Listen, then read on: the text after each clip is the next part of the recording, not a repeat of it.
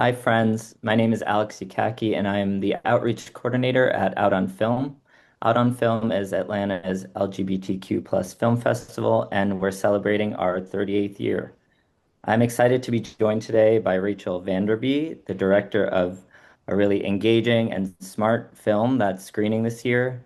It's called Love Me, Bait Me: The Power of Queer Representation. It's a feature-length documentary that explores over a century of Hollywood and TV's evolving portrayal of diverse LGBTQ plus experiences. It covers the past, starting really from the beginning of film in 1895 through to the present, and looks cautiously but optimistically, I would argue, to a better, more authentic future. So thank you for being here with us, Rachel. Yeah, thank you for having me. Yeah, I really appreciate it. And to start, I would love if you could just introduce yourself. Absolutely. Yeah. So, my name's Rachel. My pronouns are she, her, and I live in Portland, Oregon, with my wife, Margot, and our two cats. I am originally from a small town in Northern California. So that's where I was born and raised before going to the nearest university, Chico State. And that's where I was able to broaden my, education into women's studies and also business, strangely enough. And that was before moving to Portland. Um, and yeah, I'm just really excited to be a part of this festival. It's a really great opportunity. So thank you for having me. Yeah, we're really happy to have you and really happy to have this film, which is super ambitious from my point of view. So I'm wondering what your spark was or sparks were to go on this journey to start Love Me, Bait Me. Yeah, yeah. So it all started while I was, still attending college. I was 21, so pretty young, but also, part of that youth, I think, comes the energy and the ambition. Very involved with the activist community there, and it all started when Margot suggested this show to me, and spoiler alert, it was the 100, which is, the crux of the film. But I was watching this, it was probably like October 2016, and just found myself very devastated by the death of one of the characters, Lexa. And I was just very moved by this death and really felt it deeply. I think that, upon reflection, it really triggered some old feelings I had had, growing up and seeing queer media on YouTube through like TV and movie clips. The access at that point for me was really sparse, and then of what little I was able to watch, there was just a lot of tragedy and a lot of death there. So I think that certainly triggered a younger part of me. And at that time, I was just feeling really passionate about, staying connected to this and, whatever fan community existed at the time. I was like, we should go to Comic Con in San Diego, something like that. And it was too expensive. But through that research, I found a different convention that was really specific to queer women in the media. And at the time, I was like, oh my gosh, this is like historical. This is, such a big deal. And so I felt really inspired to attend it, but of course, attending it just wasn't going to be enough for me. And so I, looped in a couple of people to, help me interview people who were, presenting at the conference, because it just felt like, this opportunity, all of these awesome people were going to be at the same place at the same time. So it was very grassroots. It was, how do you use a DSLR camera and, inviting all these people to our hotel room. um, but that's just where, that's where it kind of, it took off from there 8 years later. But it was, certainly around the time with, Trump's first election, we were feeling really fired up and So yeah, maybe from you got to this conference and started interviewing folks, and it's the Yeah. first 2016 is a moment. Yeah, absolutely. So, yeah, around that time, putting together this very tiny team to go to ClexaCon, that queer media convention. It was in Las Vegas, and it was just around that really heightened time where Trump was elected, and it just felt really important for us to be taking action in some way, to be involved. We were really involved with our Queer Feminist Center on campus, and that was just a part of our world. And so this felt like a really great opportunity to get all of these really amazing, brilliant people together in our hotel room. And then the film project just took off from there. Yeah, no, I definitely remember that point in time, and there was a lot of energy, and I think it's beautiful that it kind of manifested in this way for you. Yeah, So one of the concepts in the film is the bury your gaze trope. And I think it's something that people don't know it by name are probably familiar, especially if you're a queer person, familiar subconsciously. But I was wondering if you could give an overview of the bury your gaze trope or concept. absolutely. It's funny because we've been working with this for so long that I just kind of assume that other people know about it. But it's funny how that goes. But yeah, the barrier gaze trope is can be described as like a media trend. Its roots really date back to the late 1800s in a literary sense in terms of like novels that were being written at the time. But then it took off in movies really in response to the wave of censorship that came from the beginning of the 1930s and on. The way I understand it, so what it is that, a queer person, a lover of a same gender couple, they come together, or someone maybe realizes their, identity, who they are. And then by the end of the story, one or both of them dies by the end, might be killed off in some tragic way. And this is just a trend that we have seen in storytelling, and it's increased over time. It disproportionately affects female characters, is that's something that we've realized as well. And as I understand it, during that censorship period with the Hays Code, because queerness wasn't able to be portrayed on screen in a positive way, the only way that queerness could be portrayed was in a negative light. And one way to do that is by sort of punishing this character by killing them.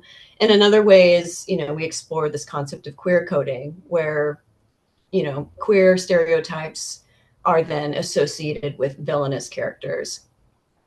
But with the bury your gaze trope, the irony, I think that the documentary The Celluloid Closet, that was produced in 1995, speaks to this, where there were queer directors and filmmakers throughout this whole period. And so it might have been the only way that they could get a queer character on screen, period. And so it was, we'll take what we can get kind of scenario. But then, of course, sort of in the wrong hands and over time, it's amplified, by being overused as a way to, as a shock value, that's the goal. The use of tragedy to, appeal to audiences in that way, to trigger emotional reactions in that way. And the modern use of the bury your gaze trope, that's part of the problem. Is we're in a stage where queer and trans characters are more visible and more accepted. So it's not necessary to kill off a character because it's the only way we'll be able to get them on screen. And so that's part of I think what a lot of fans take issue with is, if the only point is to use it as shock value, then we're not really telling stories, through an authentic lens.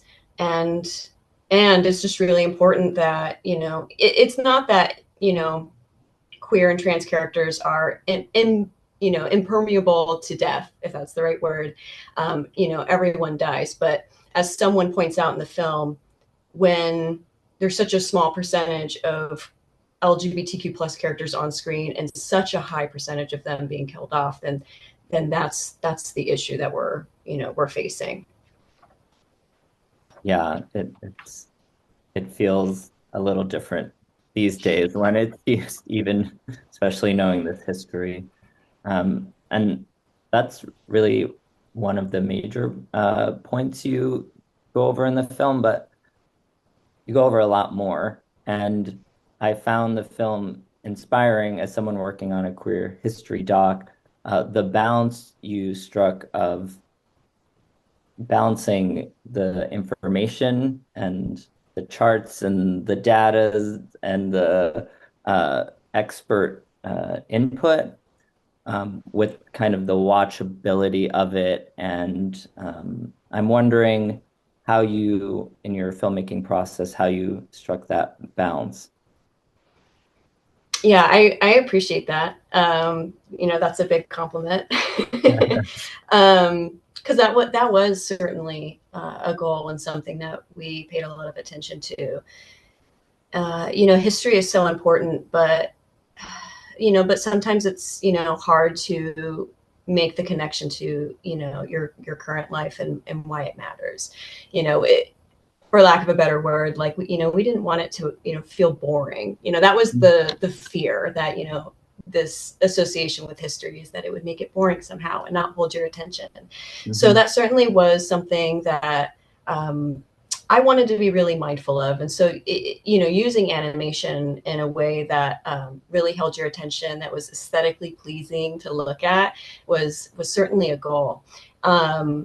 I, for myself, love watching documentaries. And so, every time I would watch something, I was paying attention and like studying it, trying to figure out what my, reaction to it was, and trying to incorporate that into the film. And something, that I really appreciated got brought up by our editor and our composer, this idea of, and I'm probably not going to say this as well as they did, but if you can watch something and not notice the editing, if you just don't, if you're able to just watch it and not notice that it, the hours and hours that it took to do that, then you've succeeded. We really wanted to pay attention to any moment where it might take someone out of the experience. That was something that we paid a lot of attention to. So the details were really important. And, we just didn't want anything to, take someone's attention away from what they were learning. It was really important to, education was one of the main goals, but how do you do that in a way that also connects to people emotionally? Because I think that's just, that just is, the way we are as humans is, we connect to things more so when there's an emotional component to it. And so that was certainly something that we cared a lot about. And I'll just mention too, one other thing that was really helpful. Our producer Brent said something to me at some point. They said like the story will reveal itself to us, and that for me was really helpful. To sort of surrender to the creative process in a way, and not have so much pressure on ourselves to try to adhere to some sort of schedule.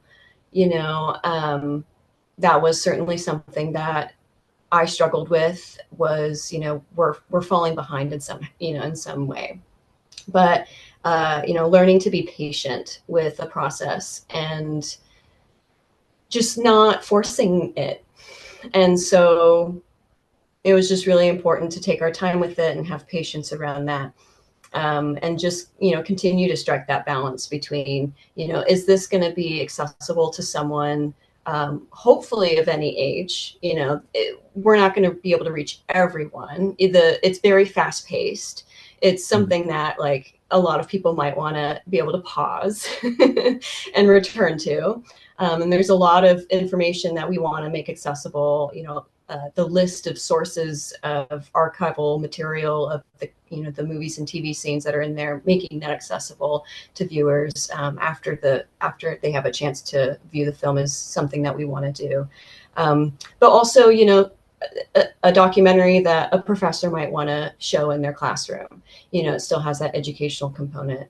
As someone who watched a lot of documentaries in college, and I got a lot out of that, and so that trying to appeal to as many audiences as possible while also not holding ourselves to this unrealistic expectation that it's going to somehow be perfect.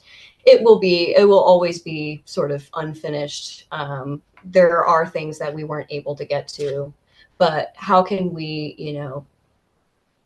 make it so that the flow of the documentary is consistent, and is coherent intellectually, and really importantly, hold up over time, something that would continue to be relevant, hopefully, 10, 20 years down the line. Yeah, no, it's definitely somebody recently told me films are never done, they're just abandoned, which I think is Yeah. not a nice way to say it, but to the point of you got Yeah.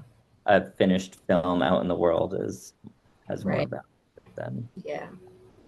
in the Yeah. It's edit. very, very real. Yeah. And so I imagine when you started, you had some sort of, like you said, expectations or timelines. So that you're learning as you're going. And then, but I'm wondering if there was anything you found or saw, whether it's content or media that surprised you or something within yourself that you would say surprised you in the process. Yeah, definitely. The first thing that came to mind is how I perceived myself. When I first started the process, you know, being the person who's asking the questions behind the camera and not being visible on screen, seeing myself as someone who my responsibility was just to, try to organize and facilitate the process, in a sort of logical sense, but not necessarily as someone who, identifies as creative, which is funny because growing up, I certainly, art and drawing was something that I, was passionate about, or something that I, did a lot growing up, but I just didn't see myself as a creative person, in sort of a right brain kind of way, because being able to use my imagination and think creatively in that way, it was something I really struggled with. And if anything, I might even make the connection between that and how in touch or not in touch I was or am with emotions, and how much I, cut myself off from my own emotions and being able to feel the full spectrum of them. I think as that started to improve, which I think just was sort of a natural part of life and development, personal development, that I started to see myself as a creative person, and I was able to get more in touch with my creativity and, you know, give myself permission to explore my own ideas. And, it was really hard. I think there's a lot of self doubt involved with that.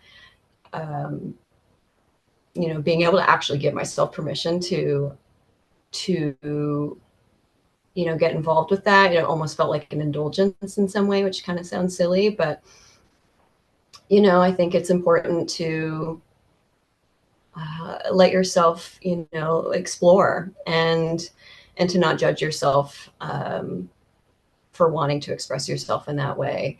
I think everyone has something, natural gifts and talents that, that if given the chance, they can explore and share with the world. Whether that, helps you personally, and it might help someone else along the way. You never know. So that's something that certainly struck me throughout the process, was like, oh no, actually, I might actually have a lot more in common with the storytellers that were, you know, trying to analyze and critique in this film. So if anything, it really helped me empathize with, people who are involved with storytelling and just how messy that can be, especially folks who are working within this industry that has, a lot of power dynamics and has been, in motion for so long. Like sometimes things just are outside of your control, especially folks who, want to get their work out there, but there are tiers of power that they have to, work through, trying to get, that was also, something that we were able to highlight, were all of the independent filmmakers from the early 1900s who were able to get their content out there despite this Hollywood industry, getting more and more powerful and sort of, dominating the industry, and a lot of gatekeeping to even just like the equipment that, one might need access to in order to actually, do their films. And so I was able to empathize. And I think that's really important as part of, trying to have any sort of critique, is being able to recognize that, we're all human beings. And, something that I really appreciated about this film too was this producer writer that we were able to interview, Javi, who was involved with, writing the scene for the death of that character that affected me so deeply, and so many others from the 100. His ability to live in accountability and really empathize with fans who were so affected by that death, like that just meant so much to me, and is such a perfect example of how, it's okay to, admit mistakes, or to just like live, or, tolerate, hard emotions, in any sort of creative process, or in life in general. So yeah, that's the first thing that came to mind when you brought up that question. Yeah, it's there's definitely a lot of layers to fight through and against, to self-realize and lean Mm-hmm. into the power when it's really built up against you, and the film definitely explores that. And um, yeah, that cyclical nature of oppression and progress. Yeah. So I know now you're in the middle of screening the film and festivals and hosting events.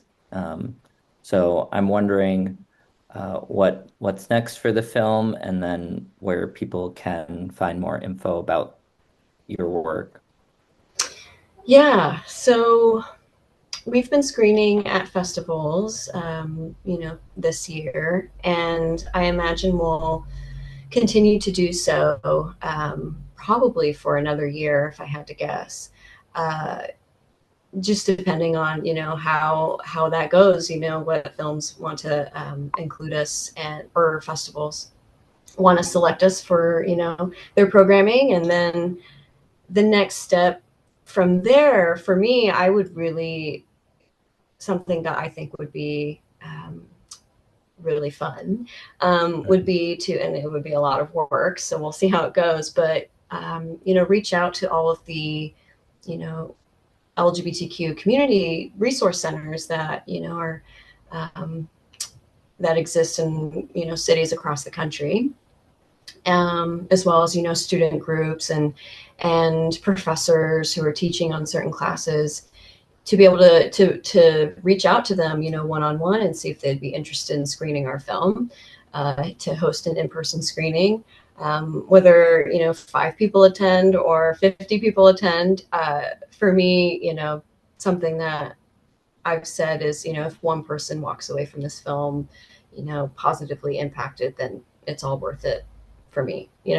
As someone who can certainly relate, from as a 13-year-old, and how much of an impact, being able to just discover myself through a few clips on YouTube.